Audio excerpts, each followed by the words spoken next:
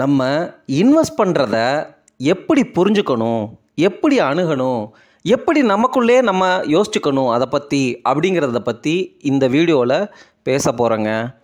இது psychological emotion mixed with financial concepts. என்னடா ரொம்ப ஓவராக குழப்புறேன் அப்படின்னு பார்க்குறீங்களா? ஒன்றுமே இல்லைங்க. நம்ம என்ன பண்ணுறோம், ஸ்டாக் மார்க்கெட்டுக்கு காசு கொண்டு வர்றோம், சரிங்களா? இண்டெக்ஸுக்கு கொண்டு வந்தாலும் அது நீங்கள் ஸ்டாக் மார்க்கெட்டுக்கு தான் காசு கொண்டு வர்றீங்க. ஈக்விட்டி மியூச்சுவல் ஃபண்டில் போட்டாலும் அது ஸ்டாக் மார்க்கெட்டு தான் காசு கொண்டு வர்றீங்க. டைரெக்டாக ஸ்டாக் வாங்கினாலும் ஸ்டாக் மார்க்கெட்டுக்கு தான் காசு கொண்டு வர்றீங்க. ஐபிஓவில் போட்டாலும் ஸ்டாக் மார்க்கெட்டுக்கு தான் காசு கொண்டு வர்றீங்க. ட்ரேடிங் பண்ணாலும் ஸ்டாக் மார்க்கெட்டுக்கு தான் காசு கொண்டு வர்றீங்க அப்படிங்கிறத புரிஞ்சுக்குங்க. இப்போது இந்த ஸ்டாக்கு அப்படின்னு ஒரு ஏரியா இருக்குது, ஒரு அசட் கிளாஸ் இருக்குது. இதுக்குள்ளே நீங்கள் கொண்டு வர்ற காசு தொலைச்சிட்டதா நீங்கள் நினச்சிக்கணும் அதில் இன்வெஸ்ட் பண்ண உடனே, சரிங்களா? இதனால தான் நீங்கள் தயவு செஞ்சு ட்ரேட் பண்ணாதீங்க, தயவு செஞ்சு இந்த ஐபிஓ கேம்பிள் கூட பண்ணாதீங்க அப்படிங்கிறத நான் தொடர்ந்து வலியுறுத்திக்கிட்டே இருக்கேன். இதில் நம்ம எப்படி யோசிக்கணும் அப்படின்னா, எஃப்டியிலையும் தங்கத்துலையும் உங்களுக்கு கண்டிப்பாக ஒரு போர்ஷன் நீங்கள் வச்சுருக்கணும். ஏன்னா உங்களுக்கு எமர்ஜென்சி ஏதாவது ஒன்று ஹேண்டில் பண்ணணும் உங்கள் ஃபேமிலி சிச்சுவேஷனை அப்படின்னா இது ரெண்டும் தான் இம்மீடியட்டாக ஹெல்ப் பண்ணும். ஸ்டாக் மார்க்கெட் பல வருஷத்துக்கு பியர் மார்க்கெட் சைக்கிள் இருக்குதுன்னு வச்சுக்கோங்க. அந்த சமயத்தில் போய் விற்கிறது அப்படிங்கிறது அடிமுட்டாள்தனம், சரிங்களா? அதனால் எஃப்டி கோல்டுங்கிறது உங்களுடைய ஆபத் பாந்தவன் அப்படின்னு சொல்லிக்கலாம். என்னடா இது எங்கெங்கேயோ போயிட்டுருக்கேன்லாம் யோசிக்காதீங்க. நான் சொல்ல வர்ற கருத்து ஒன்று தாங்க. தொலைக்கக்கூடிய காசு, நீங்கள் ஸ்டாக் மார்க்கெட்டில் இன்வெஸ்ட் பண்ணிட்டீங்கன்னா உங்கள் காசு தொலைக்கப்பட்டது, திருடப்பட்டது அப்படிங்கிறத புரிஞ்சுக்கணும். நம்ம நினச்ச நேரத்தில் பங்குச்சந்தையில் முதலீடு பண்ணலாம். ஆனால் ரிட்டர்ன்ஸு அப்படிங்கிறத பங்குச்சந்தை எப்போ நினைக்கிதோ அப்போ தான் உங்களுக்கு கொடுக்கப்படும். அது ஒரு வாரமாக இருக்கலாம், இல்லை ஒரு மாதமாக இருக்கலாம், இல்லை 10 வருஷமாக கூட இருக்கலாம். சரி, பயப்படலாம் தேவையே கிடையாது. நான் சொல்ல வர்ற ஃபண்டமெண்டல் கான்செப்ட் என்ன அப்படின்னா, உங்ககிட்ட உங்கள் லைஃப்பை சேவ் பண்ணுறதுக்கான, அதாவது சேஃபாக வச்சுக்கிறதுக்கான, ஸ்டாண்டர்ட் லைஃப்பை ரன் பண்ணுறதுக்கான பணம் இருக்குது. எக்ஸ்ட்ரா நீங்கள் உங்கள்கிட்ட காசு சேருது. அதாவது சேலரியில் இப்போ நீங்கள் இன்வெஸ்ட் பண்ணணும் அப்படின்னு முடிவெடுக்கிறீங்க. ஓரளவு கோல்டு வச்சுருக்கீங்க, ஓரளவு எஃப்டி வச்சுருக்கீங்க, ஓரளவு ஹெல்த் இன்சூரன்ஸும் வச்சுருக்கீங்க, ஓரளவு இண்டெக்ஸ் இடிஎஃப்பும் சிப் பண்ணுறீங்க, கரெக்டுங்களா? அது மட்டும் இல்லாமல் லைஃப் இன்சூரன்ஸும் வச்சுருக்கீங்க, பேரண்டல் இன்சூரன்ஸுக்கும் டேக் கேர் பண்ணிட்டீங்க. அப்படிங்கிற மாதிரி சிச்சுவேஷனில் இருக்கீங்க, ஸ்டாண்டர்டாக இருக்கீங்க, கவர் பண்ணிட்டீங்க. எக்ஸ்ட்ரா காசு இருக்குது. அந்த காசை நான் ஸ்டாக் மார்க்கெட்டில் முதலீடு பண்ணணும் அப்படின்னு நினைக்கிறீங்க அப்படின்னா வெல்கம். நீங்கள் தான் ரியல் முதலீட்டாளர். ஏன்னா மொதல் ஸ்டெப்பு நீங்கள் முதலீடு பண்ணணும்னு நினைக்கிறீங்கல்ல, அதுவே அதுவும் எக்ஸஸ் காசை வச்சு முதலீடு பண்ணணும்னு நினைக்கிறீங்கல்ல, அதுவே நீங்கள் கிரேட் அக்கம்ப்ளிஷ்மெண்ட் பண்ணதுக்கு அர்த்தங்க. என்கிட்ட இருக்கிறது எக்ஸஸ் காசு தான், அது தொலைஞ்சாலும் பரவாயில்ல தான், திருடப்பட்டதாகவே நான் நினச்சிக்கிறேன். அதுக்காக சும்மா போய் ஸ்டாக் மார்க்கெட்டில் காசை போட்டு அதை இழக்க முடியாது இல்லையா? ஒரு சண்டை அப்படின்னு வந்துச்சுன்னா கடைசி துளி ரத்தம் இருக்கிற வரைக்கும் ஃபைட் பண்ணி சாகிறது தான் ரியல் வீரம்.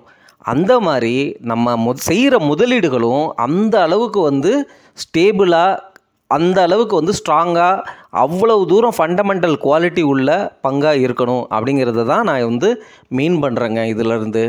சரி, அப்போ எப்படி தான் இன்வெஸ்ட் பண்ணுறது அப்படிங்கிற கொஸ்டின் வருது. ஆனால் இன்வெஸ்ட் பண்ணுறப்ப பயமும் வருது. ஏன்னா இது நம்ம உழைச்சி சம்பாரித்த காசு, அதை போடுறோம், கரெக்டுங்களா? இதில் என்ன பிரச்சனை அப்படின்னா, நம்ம முதலீட்டு முடிவுகளை சரியாக தான் எடுத்திருப்போம். ஆனால் பொறுமையின்மை காரணமாக அந்த முதலீட்டு வாய்ப்பையே இழந்திருப்போம். ஃபார் எக்ஸாம்பிள், 2012 நான் தங்கம் லட்சக்கணக்கில் வாங்க வேண்டிய சூழ்நிலைக்கு தள்ளப்பட்டேன். அதாவது என்னென்னா, எங்கள் ஃபேமிலி ரிலேட்டிவ்ஸ் எல்லோருன்னு வச்சுக்கோங்களேன், ஒரு பெரிய மேரேஜ் ஃபங்க்ஷனு, எல்லோரும் தங்கம் எடுக்கணும். 2012 தான் தங்கம் வாங்குகிற சிச்சுவேஷன். அதுவும் ஃபிசிக்கல் கோல்டு, செய்கூலி சேதாரம் கொடுத்து வாங்க வேண்டியது 3200 ரூபா per gram, 22 carrot. 2005 500 per gram பேசிகிட்டு இருந்தோம். 2012 3200 போயிடுச்சு. அதுக்கு செய்கூலி சேதாரம். இதில் என்னென்னா, தங்கத்துக்கும் கல்லுக்கும் ஒரே விலை, தங்கத்தோடைய விலையில் வாங்கணும். இந்த மாதிரியெல்லாம் தங்கத்தை வாங்கணும், சரியா? அப்போவே வந்து எனக்கு மனசில் சரியான கடுப்பு. என்ன கடுப்புன்னா, 2005 இப்படி இருந்துச்சு, 2012 3200 போயிடுச்சு. எந்த அசட் கிளாஸும் இப்படி ஸ்ட்ரைட்டாக வேகமாக ஏறிடுச்சுன்னா கண்டிப்பாக கிராஷ் ஆகும் அப்படிங்கிறது வந்து என்னுடைய ஸ்ட்ராங் இன்ஸ்டிங்க்ட், அந்த உள்ளுணர்வு. இருந்தாலும் வந்து நீங்கள் மேரேஜ் அப்படிங்கிறப்போ வந்து நீங்கள் அந்த ரிஸ்கை, அந்த நஷ்டத்தை வந்து அனுபவிச்சு தான் ஆகணும் அப்படிங்கிறது வந்து நம்ம சொன்னாலும் வந்து வீட்டிலலாம் புரியாது, சரிங்களா? அதனால் வாங்கினோம், சரி வாங்கிட்டோம். ஆனால் இப்போ யோசிச்சு பாருங்கள், 2012 நான் பண்ணது தப்பான முடிவு தான். ஆனால் 2024 நான் எடுத்த முடிவுக்கு நல்ல பலன் வந்து கிடச்சிருக்கு. இதுக்கு காரணம் வந்து என்னென்னா, ஒரு தங்கங்கிறது வந்து என்றைக்குமே அழியாத அசட் கிளாஸு. இண்டெக்ஸும் அதே மாதிரி தான், திருப்பி வந்துடும்.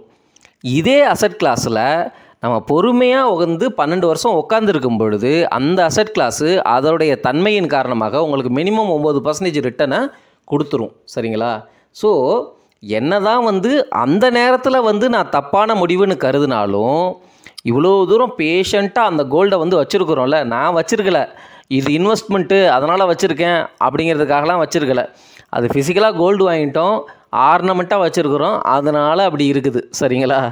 இல்லாட்டி அதையும் தானே நம்ம விற்றுருப்போம். ஒரு ஸ்டாக்காக வந்து நீங்கள் டெய்லி வந்து போர்ட்ஃபோலியோவில் வந்து ப்ரைஸை பார்க்குறீங்க அப்படின்னா 12 வருஷத்துக்கு பொறுமையாக அந்த ஏற்றம் இறக்கத்தை வந்து பார்த்துக்கிட்டே இருந்திருக்க முடியுமா? யாருனாலே முடியாது. பார்த்துக்கிட்டே இருந்தால் வந்து டெம்ப்ட் ஆகி விற்க தான் செய்வோம். ஏன்னா தங்கம் வந்து தண்ணியில் போட்ட கல் மாதிரி அப்படியே கடந்துச்சு பல வருஷங்களுக்கு, சரிங்களா? நம்ம எல்லாரும் பங்குச்சந்தையில் எப்படி முதலீடு பண்ணுறோம்? நம்ம காசை போடுறோம், ஸ்டாக்கை வாங்குகிறோம், அது வந்து இவ்வளோ ரிட்டர்ன் கொடுக்கும், இவ்வளோ காசு நமக்கு கிடைக்கும். நம்மளுடைய திங்கிங்கும் தாட் ப்ராசஸும் நம்ம போடுற காசோடையும் அந்த காசு போயிருமோங்கிற பயத்தோடையும் அந்த காசு எவ்வளவு ரிட்டர்ன் கொடுக்க போகுது அப்படிங்கிற ஆசைகளோடையும் மட்டுமே அசோசியேட் ஆகிருக்கிறத உணர்றீங்களா? நம்ம இந்த வட்டத்துக்குள்ளேயே சுற்றுறோம். யாராவது ஒருத்தல் இதோடைய பிஇ வந்து இது கம்மியாக இருக்குது, நல்ல சீப் வேல்யூவேஷனில் இருக்குது, இது நல்ல ஸ்டாக்கு, இது இப்படி இருக்குது, ப்ரைஸ் ஸ்டார்ட்டை பார்க்குறோம், இந்த ப்ரைஸில் இருக்குது, இதிலேருந்து 5% கரெக்ட் ஆயிடுச்சு, 10% கரெக்ட் ஆயிடுச்சு, அதனால் நான் வாங்குகிறேன் அப்படின்னு சொல்லிட்டு ஃபண்டமெண்டல் அனாலிசிஸோடைய 10% கூட கற்றுக்காமல் நம்ம வந்து இன்வெஸ்ட் பண்ணுறோம். என்னையும் சேர்த்து தான் நான் சொல்கிறேன். இதில் நம்ம புரிஞ்சுக்க வேண்டிய ஒரு முக்கியமான விஷயம் இருக்குது. நம்மளே ஒரு பிஸ்னஸ் பண்ணுறோன்னு வச்சுக்கோங்க. உதாரணமாக ஒரு ஹோட்டல் போடுறோன்னு வச்சுக்கோங்க. அந்த ஹோட்டலுக்கு தேவையான இடத்த வாடகைக்கு எடுப்போம், அதுக்கப்புறம் வந்து பண்டம் பாத்திரம் வந்து வாங்குவோம், ஆட்களை வந்து வேலைக்கு எடுப்போம். அது மட்டும் இல்லாமல் அந்த ஹோட்டல் செட்டப்புக்கு ரெடி பண்ணுறதுக்கு வந்து உள்ளே வந்து இன்டீரியர்ஸ்க்கு காசு செலவு பண்ணுவோம். இது தவிர பிற செலவுகள்லாம் வரும், சரிங்களா? இது எல்லாமே நம்ம கேபிட்டல் இன்வெஸ்ட்மெண்ட். நம்ம முதலீடு பண்ணுறோம், நம்ம உழைக்க போகிறோம். கஸ்டமர் வருவாங்களா வரமாட்டாங்களான்னு தெரியாது. இனிஷியலாக வந்து பார்த்திங்கன்னா நிறையா ஃபுட்டு வேஸ்ட் ஆகும், சம்பளம் போகும், நீங்கள் லாஸில் போவீங்க.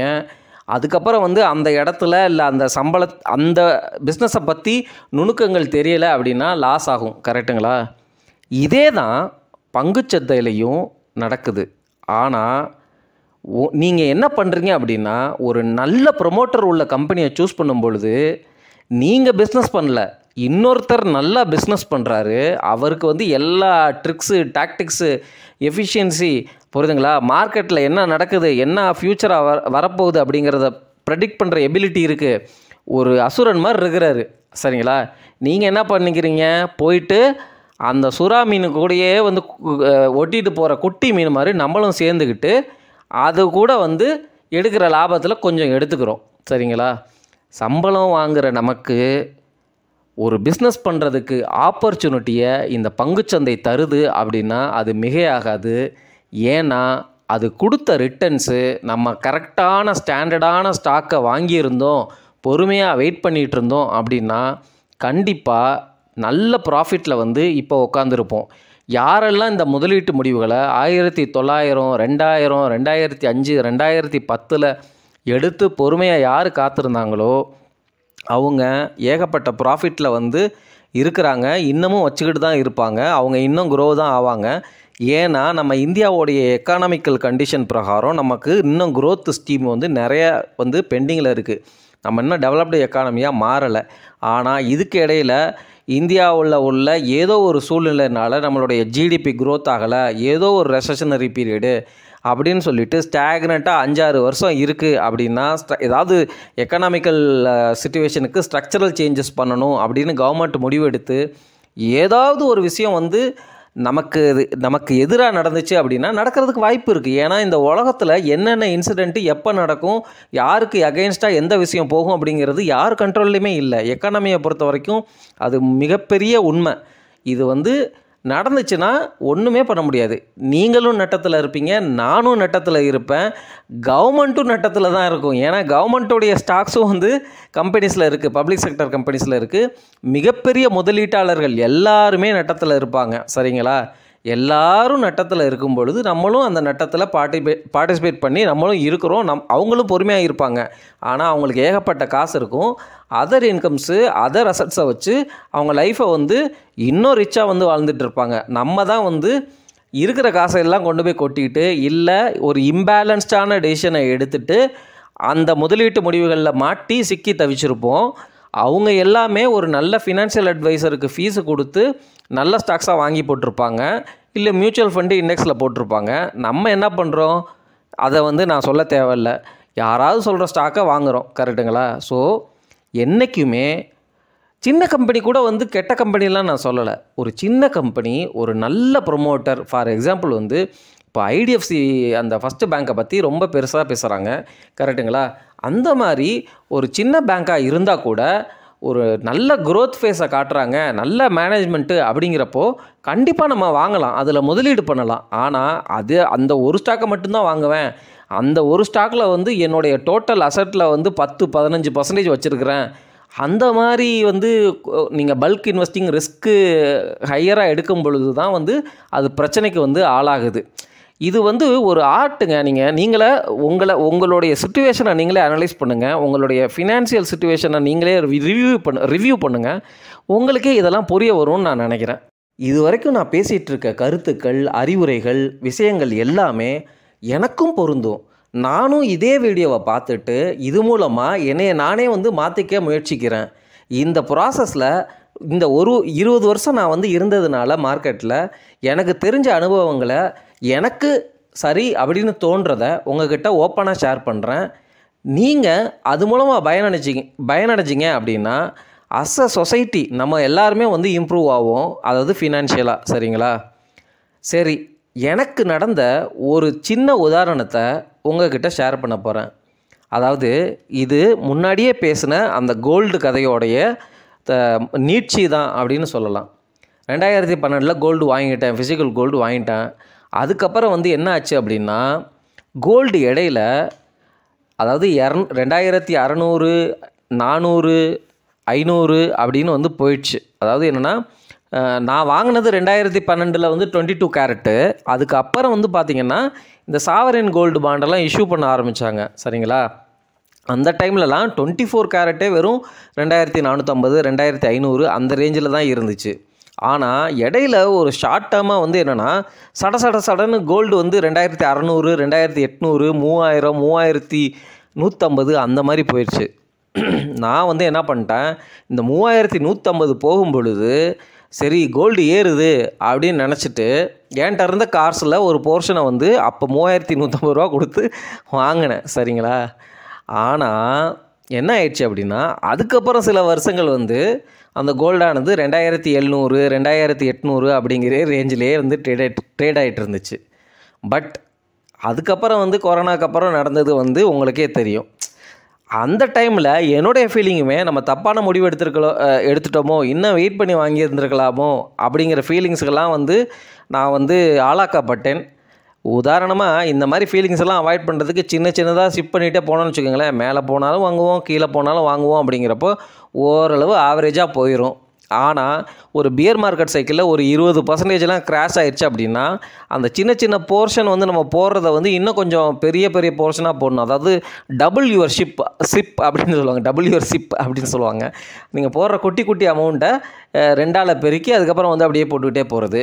இன்னும் 10%, அதாவது 30%லாம் கீழே போயிடுச்சா, அப்போ 3 மடங்காக வந்து போடுங்க. அதாவது உங்கள்கிட்ட காசு இருந்துச்சு, அது தொலைஞ்சாலும் பரவாயில்ல, நீங்கள் போடுறது இண்டெக்ஸ் இன்வெஸ்டிங் தான், திருப்பி எப்படியா இருந்தாலும் எந்திரிச்சிரும்.